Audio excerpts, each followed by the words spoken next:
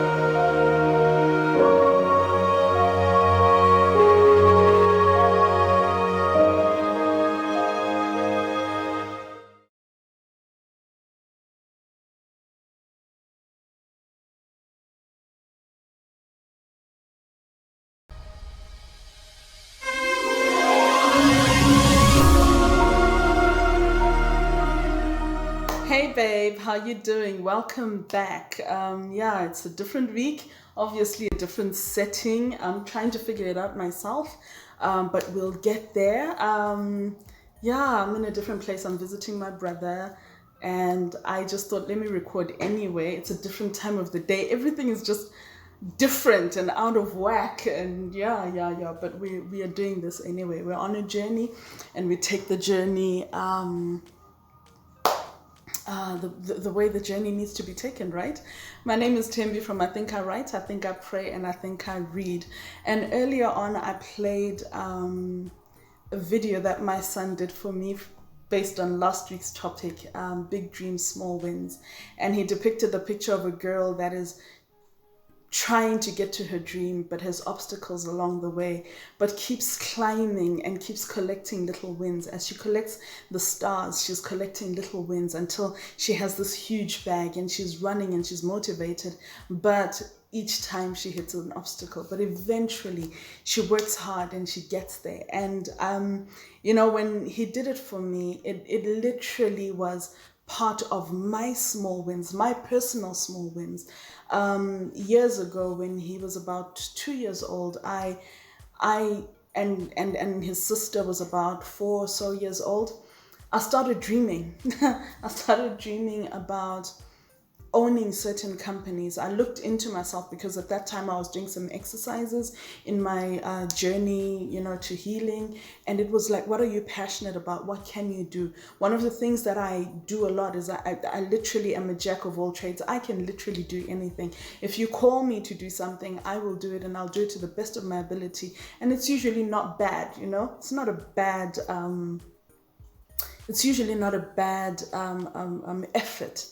And so years ago, I started dreaming about companies for my children, and I used their names. And one was a certain type of company, another was a certain type of company, but one of the companies was actually called Chairo. And Chairo was because I had fallen into a world of graphic design.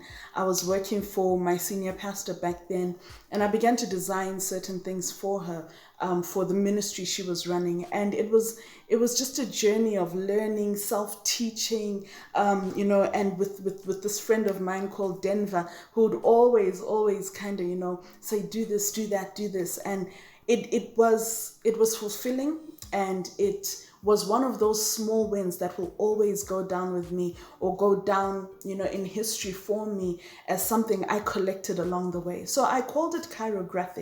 And I used to use Chairo, particularly during the time when I was back home, to manage social media platforms for other people. And I even included it at some point in my blog.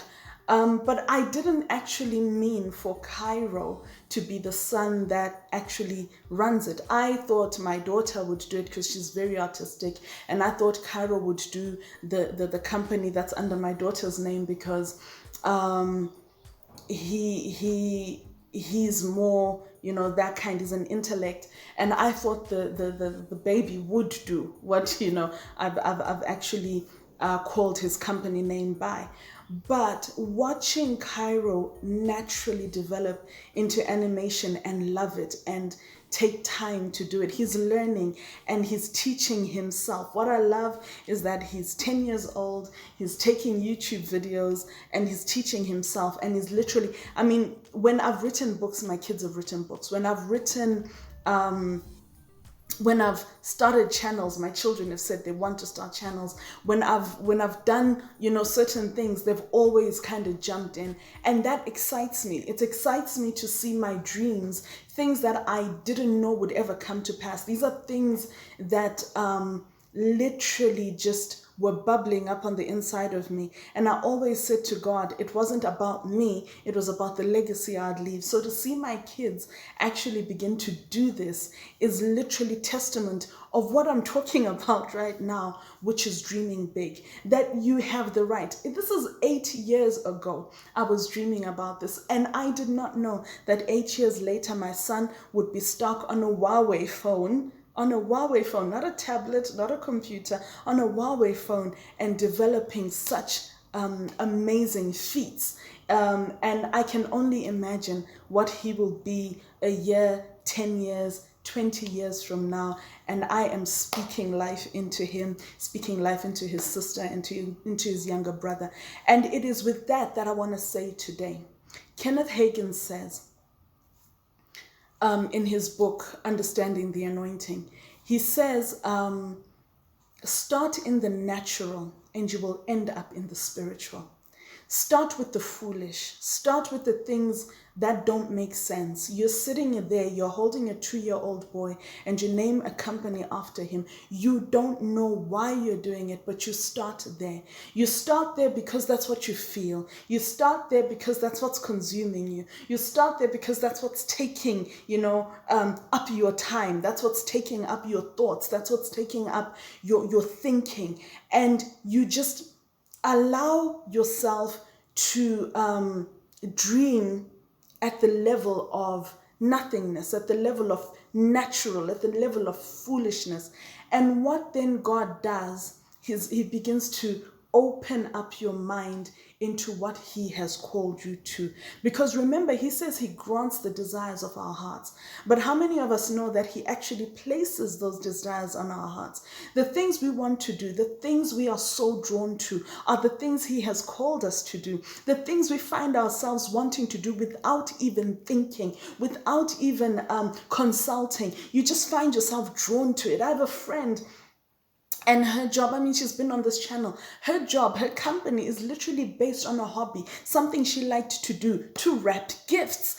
And it's literally centered around that. If somebody were to speak to her years ago and say, what do you want to do? And she'd say, I want to wrap gifts for a living. They would have thought it's madness. But now she has a whole company centered around presenting a gift well. She started in the natural. She's ended and she is in her literal destiny call, literal purpose call. So this morning, I guess I'm recording in the afternoon, weird for me, but this morning I really want to encourage you, and I don't want to take too long. I just wanted to say that though your beginning was small, yet your latter end should greatly increase. God uses the foolish things of this world to confound the wise. So whatever it is you think is foolish, even if it's a thought, I've had thoughts about designing clothes, and yet I'm not the world's best. I don't have the world's best fashion sense, but for some reason I feel like one day I'm going to have a clothing line after me. And it sounds foolish. It sounds stupid. Particularly for somebody who doesn't even like makeup, who doesn't even like fake nails, bruh, who doesn't even like eyelashes. Literally, it sounds weird. It doesn't sound like it's plausible. I don't know what your dream is, whether your dream is to be a CEO or your dream is to be the next Jeff Bezos, or the dream is to be the next president of South Africa and get rid of these ESCOM, power cuts. I don't know what your dream is, but I do feel that you need to start exactly where you are. Don't check yourself small, because though your beginning was small, yet your latter end should greatly increase. God is working all things together for good to you who loves him and are called according to his purpose. He's going to make sure that that little spark is going to grow into wildfire, into a trend, into something that we cannot live without. Nourish it, nurture it, study on it, search it out. Do whatever you need to do in the process of getting to that dream, and you will find yourself there one day. Even if it's not through you, it will be through your sons and daughters. Why? Because Habakkuk chapter 2 says, write the vision down so that the runner may run with it. Because the vision is yet for an appointed time. We've spoken about this.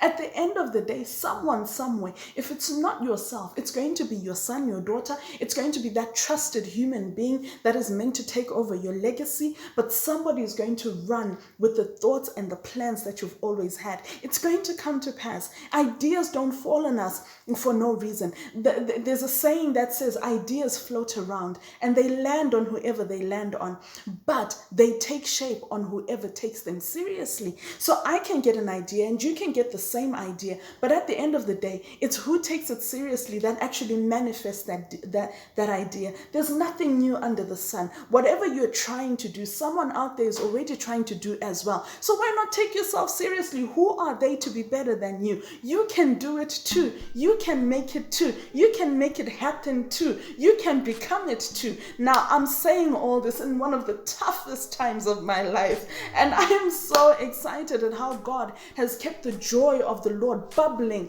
up on the inside of me, because I am expectant. And I know that God didn't bring me this far to leave me. Now, I'm testifying in front of you. I'm saying it in front of you that in the next few days, weeks, months, God is going to come through not only for me, but for you, according to your dream.